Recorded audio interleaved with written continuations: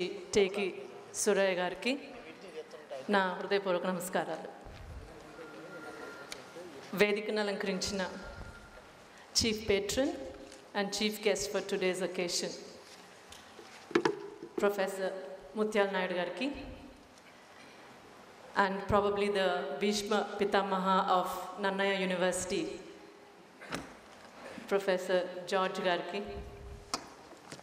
Professor Subbarao Garu, Dr. Sujata, Professor Krishna Mohan, and probably I'm missing some names, but distinguished faculty of adikavinannayauniversity.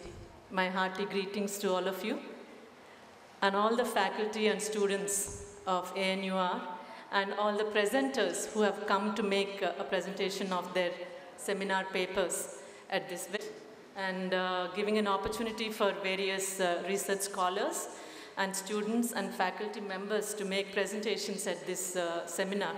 It's a truly topical subject, and there's much good opportunity for all of you to share and also to learn from each other during these 2 days of seminar. In fact, thank you very much for all the detailed introduction to me. I don't recognize myself in that. As a civil servant, it's a privilege to be working on different assignments and different areas, and I have enjoyed every part of my over 32 years of civil service career. But if there was any other career that I would have wanted to pursue, it was to become a university professor. Because I've always learned that being in a university campus, whether you're a faculty or a professor or you're a student, gives a fantastic opportunity to do lifelong learning.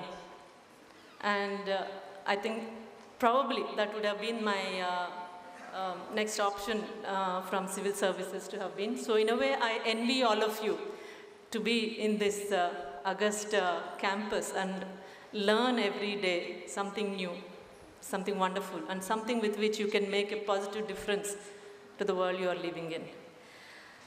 Having said that, I think I'll move on to the main topic we're discussing today. In fact, in the space of teaching and learning, we are actually teaching and learning and dealing with what we call smartphone generation. In fact, research shows that 83% of urban children between age 12 to 18 years own a mobile phone. They do maximum operations, even learning, through mobile phones. And across the world, there are innumerable experiments, innumerable pilots, at scale programs that are being implemented relating to digital education and e-learning tools and technologies. There are innumerable technology providers as well as policy makers relating to digital technology dimensions. In fact, animations, simulations, video lessons, various applications are known to help strongly get the concept to the student and also help them retain what they have learned. And I think in this kind of an immersive experience, to provide an opportunity through a seminar, it's a wonderful opportunity. In fact, I had an opportunity to read 3-4 of your seminar papers. I'm quite impressed at the breadth of issues dealt in them, and also the discussions that they were giving in the background of e-learning, what kind of applications are available, and what kind of projects are being implemented in India, and what are the pros and cons of learning. I understand some time ago, this is statistics, not the recent one, maybe 3-4 years ago, I was told that only 11% of classrooms in India are actually having some kind of digital equipment or the other. We have several lakhs of classrooms across the country, as you know, because we have several lakhs of schools, almost 14 15 million schools are there in India. That's a huge number, 1.5 crore schools. A large majority of them are primary schools. So you can see that actually getting equipment, providing e-learning opportunity in these schools is a tremendous challenge. Not providing one time, but actually continuing, ensuring connectivity, ensuring lacks of teachers training, providing access to digital content. All this is a tremendous challenge, but also an exciting opportunity. And I think there have been several states, particularly Andhra Pradesh, Kerala, Rajasthan, Madhya Pradesh a little bit, and Chhattisgarh, Karnataka, Tamil Nadu and Maharashtra who have been on the forefront of initiatives relating to e-learning and e-learning classrooms, providing the classrooms as well as training and giving this kind of access.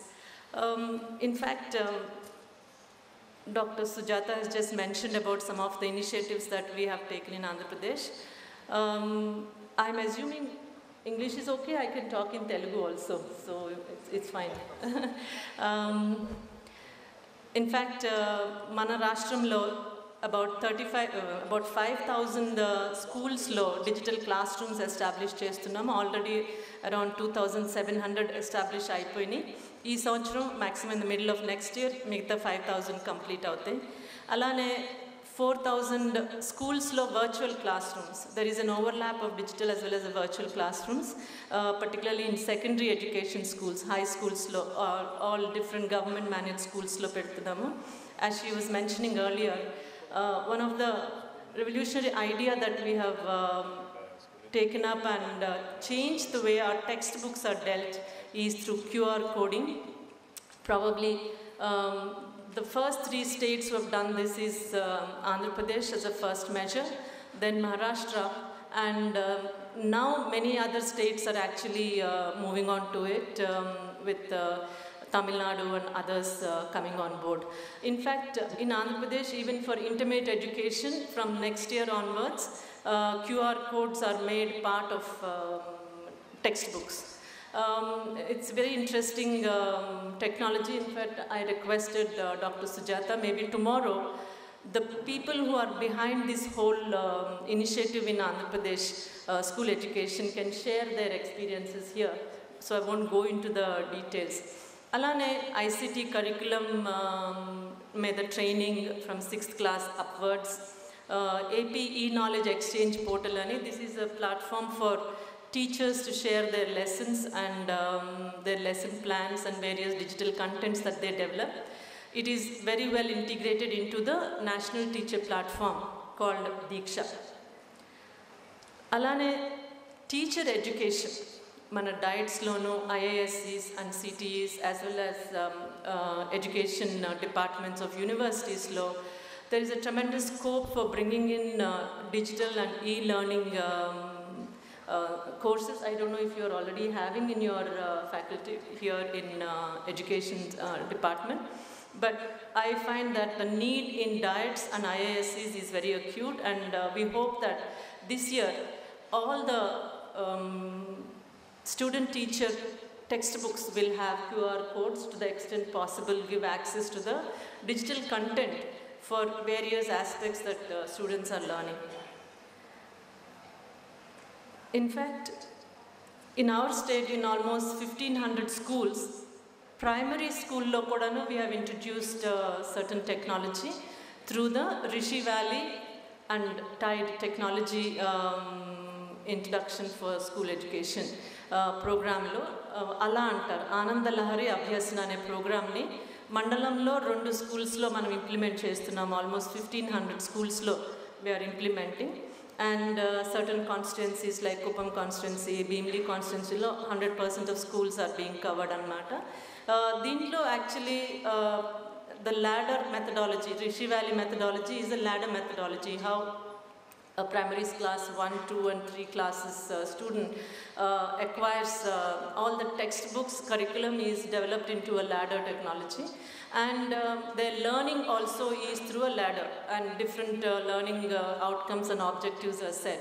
And for each ladder rung, there is an assessment imperceptibly done through the tab anamata. So the teacher automatically knows at which level which student is. This is also called multi-grade, multi-level teaching. Our plan is to introduce this in at least 9 to 10,000 schools, where we have only 2 teachers teaching 1 to 5th class. It's a very difficult task for teachers to actually cover so many subjects and so many textbooks for students who are at different grades, different learning levels. So this is a very interesting initiative. Last 1.5 years nunchi implement chestam. We are getting very positive results, and this year will be a very stabilizing year for this anamata. In this context, we are actually partnering with different edtech companies, organizations like EdNet, Government of India, alane with this U-Sky for digital content. In fact, Geo Foundation and RailTel have given VCR facilities, and currently we are working with Gumbi and Trigin to get all these virtual classrooms going on. But I think the next most exciting area I can see coming up is relating to personalized adaptive learning. I don't know if anybody is presenting in your 58 seminar papers. I don't know if anybody is dealing with personalized adaptive learning programs. But before that, I'd also like to share how we are closely working with Government of India and Central Institute for Education Technology of NCRT through their Swayam portal. As you are aware, currently lakhs of teachers are doing online digital diploma in elementary education with content being provided, assessments being done. And also, Government of India has brought out recently what's called a Blue Book. The Blue Book for ICT in schools, which covers on various digital education technologies you can learn, and also how do we implement personalized adaptive learning, computational thinking, different aspects on school learning areas. In fact, personalized adaptive learning has proven across the world since I think 2006 it's going on, but it's not really expanded on a big scale. All developed countries, developing countries, andaro chustunaru, where every student will have either a tab or 2 students will operate a computer, and then as they are learning, the concepts will be thrown to them and they understand it and they do a higher level of testing or assessment. It's almost on a daily basis. It helps the teachers to know a level lo unnaru students, వాళ్ళకి ఎటువంటి అంశాల మీద clarification undala, conceptual clarity తీసుకురావాలి. It uses the artificial intelligence applications and helps the students to learn at their pace. And this personalized adaptive learning, mana state lo, we hope to implement from this year. We are starting off pilots from 2019-20 lo, hopefully around 2,000 schools lo manam implement cheyalani chustunnamo. A huge amount of student learning aspects meda data gets accumulated, and it helps us to design teacher training modules, to design specific digital content for the student, and also assessments, designing, evaluating and analyzing the assessments and really knowing where the student is on the matter. In fact, through the computational thinking courses also, we hope that in about 500 schools we can introduce this computational thinking. This what we call 21st century skills for students, critical thinking, collaborative working, creative thinking. Ee anni aspects మీద కూడాను students ki this kind of opportunity provide cheyalani government yochistundi. Alane danni implement cheyadaniki kuda various financial resources kuda istundi annamata. Ee context lo actually what is the impact of e-learning technology in improving the learning outcomes for children. There have been some studies done, but not really so extensive as I would have expected. And in fact, the title of your seminar is an affirmative statement. It says that e-learning leads to improved academic learning. Maybe we should have a question mark at the end. In a true spirit of researchers and academicians and intellectuals, we also need to question to what extent, or probably at some point in future, it will have impact on learning outcomes. Currently, most of them are at different stages of, particularly in India, I'm not talking about the international context. Whether it's in our state or Kerala or any other state which has been quite pioneering in this area, impact on students are very excited in classrooms where digital technology is available. Second, student engagement in classroom improves because digital animations and video lessons, interactive sessions actually provide them greater conceptual clarity, and it also helps them retain. In fact, small sleepy towns in Andhra Pradesh to rural areas to urban areas, we have been able to see that change in, at the school level. And also, teachers are encouraged to prepare their lessons along with teaching learning material related to digital content. In AP, in fact, in February it will start, sometime November to February it will complete. We are taking up a study on, so far we have done like this, what is the impact really of, which are the areas where it has impacted all these e-learning and digital learning initiatives that we have taken up and put in so much of investment and equipment and training in schools. Nijanga dani valla impact unda anedi. Why I am saying this is across the world, including India. One major factor, or probably the most critical factor in school education, is falling learning outcomes. Abhyasana samardhyalu antaru kada Telugulo. Falling learning outcomes. I don't know if any of you would have read, but I hope it will be part of your learning also. The recent World Bank report on learning outcomes in schools. Not just India, Brazil, South Africa, Peru, Vietnam, they give different countries' experiences, and then they actually share how, while education access has been expanding and infrastructure has been improving, technology and otherwise, it is not really impacting the learning outcomes of students. And I think that is where we really need to get all our technology, all our faculties, all our training to work on, and improving learning outcomes for students. And definitely, personalized adaptive learning will help in this mode. In fact,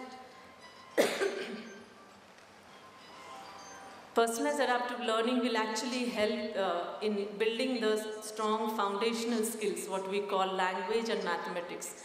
And I understand social sciences or sciences, other subjects will get naturally adapted if the student is strong in these foundational skills. And definitely e-learning technology and tools will help in building these foundational skills in a very strong manner. In fact, for all the faculties and research scholars here, Andhra Pradesh provides a good opportunity for you to look at different dimensions of e-learning and share with us your studies and research findings so that we can do any mid-course corrections. In fact, I believe that e-learning is improving academic performance overall. It provides the scope, and it's in a very exciting space with sky is the limit kind of environment. But it is very important for us to remember that technology is meant to enhance student learning experience and not come before learning objectives of a lesson. So it has to supplement what is actually being done by the teachers. And then it adds on and it enhances the learning and teaching experience. I believe that focus we should not lose on it. And overall, it's a fantastic area, and youngsters like you who are actually studying to become good teachers, it's a right time for you to understand what is all the spectrum of technology that works in e-learning space, and take that into your lesson planning and actually make an impact on student learning outcomes. Overall, definitely this is a good opportunity for you to learn about various dimensions. And I'd like to thank the university authorities for giving me this opportunity. This seminar, when Vice Chancellor Garu called me, I was quite keen to come and share our experience. My apologies for coming a little late and also leaving early, because I have another review with the Chief Secretary Garu in the afternoon, so I will leave immediately. I thank once again all of you for your patient hearing, and Sabhadyakshul Gariki na vandanalu once again. Thank you very much.